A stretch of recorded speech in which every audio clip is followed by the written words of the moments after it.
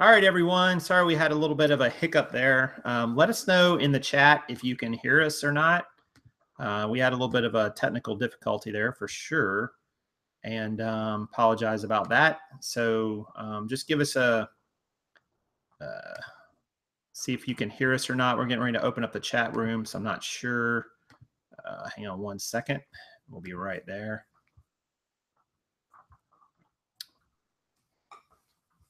It's coming back. The internet's very slow today, so apologies for that. We're struggling to get back into the internet here, and we'll make sure. Oh, can you see us? Ah, it looks like you can. Let us know if you can see us okay and so on. We're hoping you can. Sorry about that. That was a big, that was kind of the operator belt. I actually hit the wrong thing. It was totally the operator belt. Yeah. Karen's new at this, and she makes a lot of mistakes. No, it was basically, what just happened? I turned it off. Yeah, so this will be interesting. So I'll probably take down the other video after it posts and so on. Sorry about that, guys. All right, take two. We'll give everybody a moment to go back in here, because it's really funny when you come out of a Google Hangout, it still thinks you're in it for a while, and it kind of be tricky to go back into a new one. So anyway, yeah, I know, right? All kinds of. I thought the gator got you. What's the gator? The new background, the big eyeball. Oh yeah, the gator. Yeah. So again, apologies. All right. So let's go back to what we were talking about here, and we'll get back to Trello. Let me pull that back up if I can find the right one, wherever the heck I was. So we were talking about the milestones in Trello and how you could use those to track your business process. So I'm going to go back and show you guys a little bit of a screen share here again, and just kind of show you. So you see here, I've made some milestones for eBay, and I've made some for YouTube, and probably going to do some other ones too. But you can do that. I think it's cool to have that. It's cool to go back and reflect on what you've accomplished, and maybe what you still want to accomplish. And sometimes you can adjust those milestones. I compared it to, it's in effect, you're creating your own badge system. And there's nothing wrong with that, because, I think it's important. You work, and it's a lonely job, but here you are doing all the thingies, and there's nothing wrong with having that checked off list. Because the one thing about list makers that we do when we write it on a piece of paper is we throw it away. Right. And then, we get bogged down in, okay, what's the next list of things that I have to do? So it's just it's like a self-motivator, I think. And it's good to keep track of, what you did and when you did it. Yep, absolutely. So, sorry, I was having fun with somebody in the chat there. But anyway, Karen's shooting me a look. So we've talked about, sourcing, how you could set that up for eBay very specifically. We've talked about how you can set milestones. And the third one is probably the one I think is the best for all this, and that is the best use of Trello. And that's basically your to-do list. So I have a couple different to-do lists on here. I have one called just to-do list. Now, why do I have this one? This is a list where maybe you kind of create in general things that you want to do on a semi-regular or regular basis. For instance, working out is maybe a daily to-do. Sourcing is a weekly to-do, posting and so on. Monthly, some things here, like I've got an oil change for the car. I mean, just some mundane things here. Month-ending paperwork, doing an interview, ordering supplies. Which, that's where the magic erasers are. Yeah. They're still on a list. They're there. They still...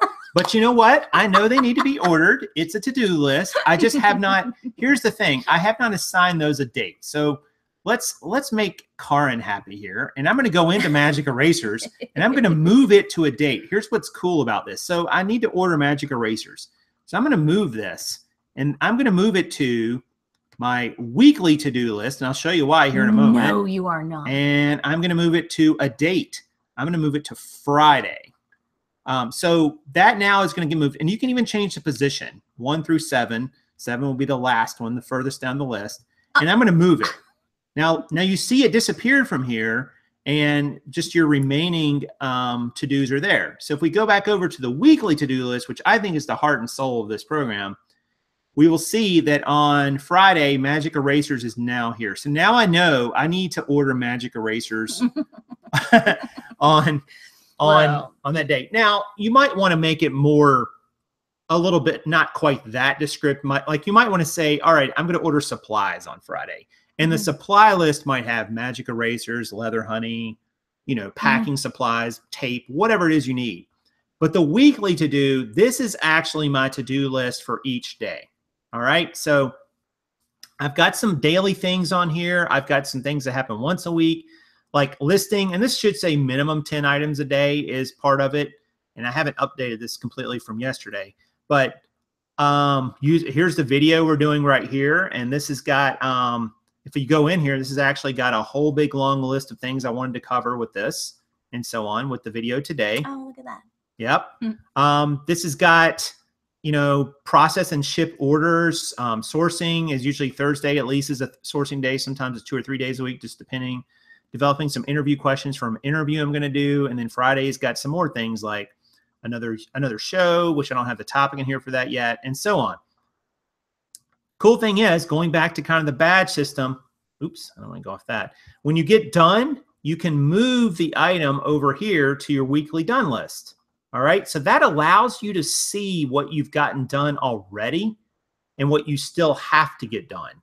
Like, for instance, I ordered padded flat rate envelopes today, which is great. I don't have to do that again. You know, obviously I'm not going to do that again today, but I had some tax stuff I needed to check. So processing and shipping orders has gotten done. This allows you to see what you've gotten done this week, which again reinforces this idea, guys, that you're getting things done and that the tool is helping you figure out what those things are, as well as what you've still got to do for the week. And if something right here doesn't happen on a date, you could pull it over, like you could pull this over to here. Now you know you need to list 20 items on Wednesday, right? If you didn't get it done on Tuesday. So it's really simple to use this system to actually keep yourself on point with how you're going to, you know, organize your week. I find it really, I mean, once you kind of set up the cards and what those need to look like, and they're going to look like something different for all you guys because you have a different set of circumstances and so on. But once you sort of set up the cards and the boards for what you're going to do on a weekly, I like the daily, weekly, monthly basis. I also like thinking about things, big things like down the road, like monthly milestones or yearly milestones. You know, you can really use this tool to help you kind of really 1x or 2x or 5x or 10x your productivity. So I hope that like that was kind of helpful for you guys. There's a lot more Trello can do. There's some other cool add-on apps and so on they offer for paid versions, but you clearly don't have to have them. I like it too, the fact that when we're out somewhere and an idea comes to us or the way we should do something, I can go in right there on my phone and put it in, add that in, and be that way when I come back home, I can add to it and I'll still see it. And it doesn't become just another to-do list. It really becomes one spot for everything, because that's what I need. I can't have 2 or 3 or 4 or 5 different apps that are trying to like organize me. I end up not using any of them effectively. We've run into that before, right? Yes.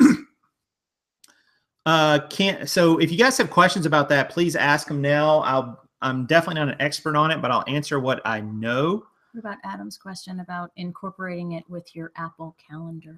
Well, I think you can actually. I'm pretty sure you can do it with the Google Calendar. I'm trying to look at it here and see, and I believe you can. You can set up like notifications and so on. Let me look at that real quick just to see if that's the case. To date, I know it has these things, Adam, called power-ups that basically allow it to work a little better and do certain, like there's a power-up, for instance, that allows you to repeat a task over and over and over, because once you're done with the task, you can archive it. You can just leave it in a list somewhere if you want as completed, whatever you want to do with it. You can even delete it. But I'm not sure about, I'm pretty sure that it can be used with the calendar, but I'm not sure exactly how it works and how it incorporates. I think that Well, I mean, you guys are all different than me. I find it's easier for me to look at a whole day at a time, or maybe even a week at a time. I find that if I only operate based on what reminders are in my calendar, one, I don't remember to put a reminder on everything, or two, I put it on a time that's not really convenient for me to do anything about sometimes. Like I'll say, oh, I want to remind myself 2 hours before I need to do that. Sometimes that's not convenient. Sometimes I needed to know 15 minutes beforehand. Other times I needed to know a whole day beforehand. It's like you can never get that perfect sweet spot sometimes for when you need to remember something. So for me, I like seeing all the items together for a day at once so I can sort of go through and figure out when I can do what. Because maybe when I made the list or something got added to it, I had this idea that I was going to do a video at 2 o'clock on Wednesday, and then all of a sudden we're out of town, or something came up. Well, now I can't do a video on Wednesday. And if I wait till Wednesday to look at it for my calendar pop up, it's too late. Like it's already come and gone. So I don't know. The calendars for me are sort of a mixed bag. I kind of prefer just to look at it on a daily basis, because if you're an eBay seller, a lot of things you do over and over the same every day, every week. They don't really change.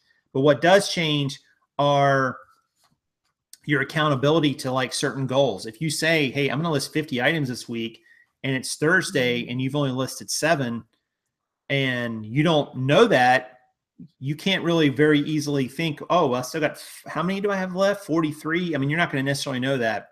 Whereas if you kind of have it planned out for yourself, you can see it all in one place. You can look at a whole week at a time and say, all right, I kind of see where I'm falling down over here. I'm really succeeding over here. And just, kind of have a little bit bigger view. I think a week, you and I talked about this, like a week is a good amount of time to sort of focus on. Like, I feel like a month is too much. It's too much to take in. Like, oh, I'm going to plan out my whole next 30 days. Maybe, but things are going to happen. And then just looking at one day is like too narrow sometimes, because then you become very reactive instead of proactive to this stuff. I just think it's like a week is where I think that's a great sweet spot for a lot of people. You can kind of think about a week and conceptualize it, but a day or a month is a little bit weird time frames for me. Well, and the lists are it's another level of accountability too. It's not that, I'm sure if you made a goal that you want to list 50 things, I bet you are not to your goal yet. Yeah. But if you portion it out, little bites, so 10, 10, 10, 10, 10, and then it'll help you keep track. And it's not, the cool thing I think about Trello is that it's also not limited to just eBay. Right. It's anything that needs order. You can make like the milestone thing in particular. It can be miles walked or workouts completed, or if you're studying for something, if you're in school, you've got homework, you've got Ben's learning the periodic table right now. And I keep telling him, a little bit every day will get you there. Put it on note cards, do whatever. But it's just another way to make a list and keep good track of it. And it saves trees, apparently, because you're not having to use paper over and over again to make your list. So, yeah, lists are only good if you're going to make them and you're going to hold yourself accountable to them to some fashion. And what I found with Trello already in the few weeks that I've had it is just that it's only as good as what I put on it and how much I keep up with it. But I found that I've been using it because I've committed to it, but I've also found that just having it all in one place is such a big win for me. I just can't have a calendar app and a reminder app and a financial app and a productivity. I mean, it's just too many.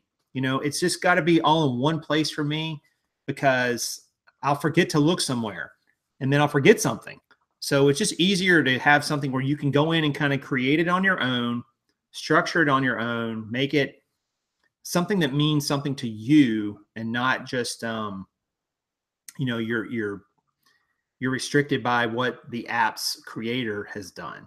So that's what I really like about it. But anyway. Well, you said a couple of things. The list is only good if you're going to fall, like, it's a waste of time if you're just making a list to make a list. Right. And in all honesty and true transparency, when we were going to do another video about another list making app or suggestion, I'm kind of like, okay, but I can honestly say that you've stuck with this one, because we've certainly talked about the need for order, the need for discipline, the need for, you know, putting everything in the same place and making it make order. And Lord knows we've made lists before, spreadsheets like crazy, posted them on the wall, done this, done that. You've posted spreadsheets on the wall? Why was I not told about this? You taped one to your desk. Oh, that was, well, yeah, it was really a list though. Just happened to be. But it's a list, right? Yeah. So this one, you know, and we used to use Evernote, right?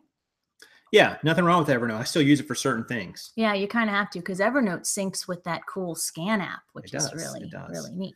And Evernote's great. I have nothing against Evernote. I just found it for productivity usage, it was not as effective for me.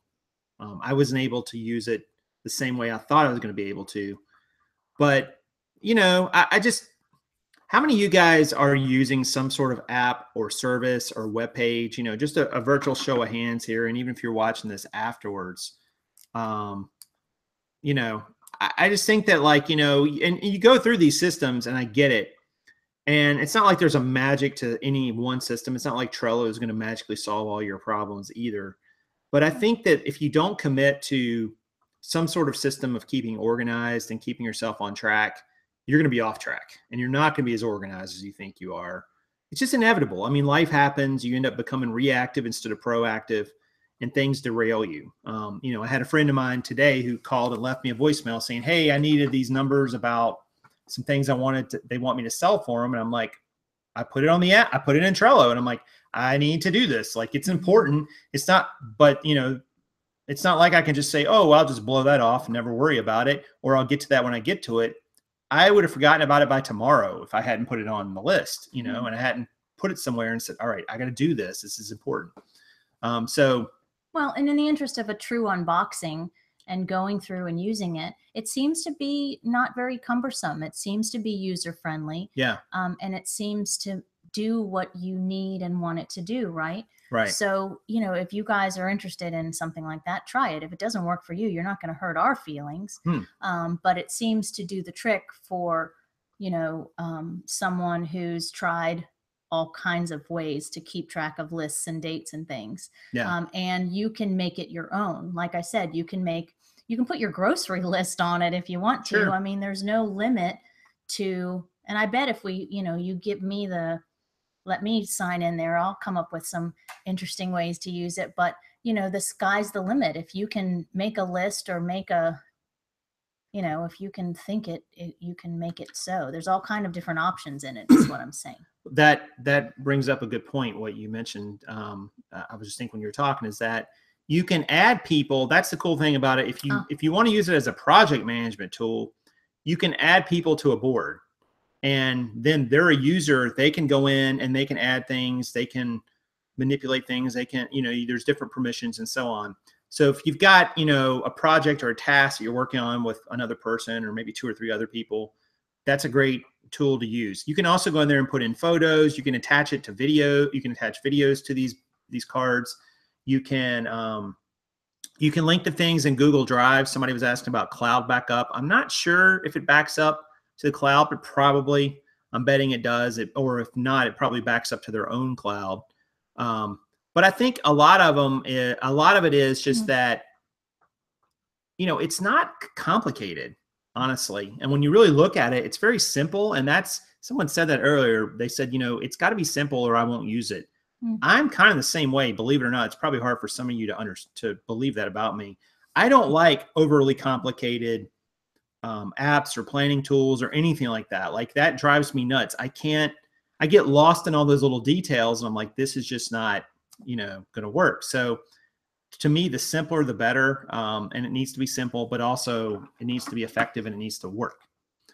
So Adam says, Trello works on the web, Android, and iOS. So yeah, it's going to work on, perfect, you know, the vast majority of smartphones. And you can drag and drop things on a smartphone. You know, I have tried that. You can move cards around. And it's cool. You can even delete the cards too. They like you to archive it because they say, well, you might use it again. Archiving is like a step between, you know, having it viable and having it deleted. Just in case you screw up, you can just archive it and leave it there, archived, and you can always pull it back if you need it. And you can go in and just add as many of these cards and boards as you want. I don't think there's a limit from what I understand. So that's cool. It's not like they limit you and say, oh, you can only do 10 boards. But you'll push the boundaries on that, right? I don't think I have that many. I think I've only got about 12 or 16. That's not that many. And they're all very tied to certain things. And I could probably condense them somewhat too. And you can do that too, by the way, guys. You can move list into list if you want. If you decide, I really don't need this in 2 different places on Trello. I really need this in one place. And you can do that. You can combine things together and consolidate them basically, which is cool. Because that can happen. You know, you're like, oh, I need to segment everything out into 10 different areas. And then you realize, I really only need 6 different areas. Like these kind of overlap and they can be together. So anyway.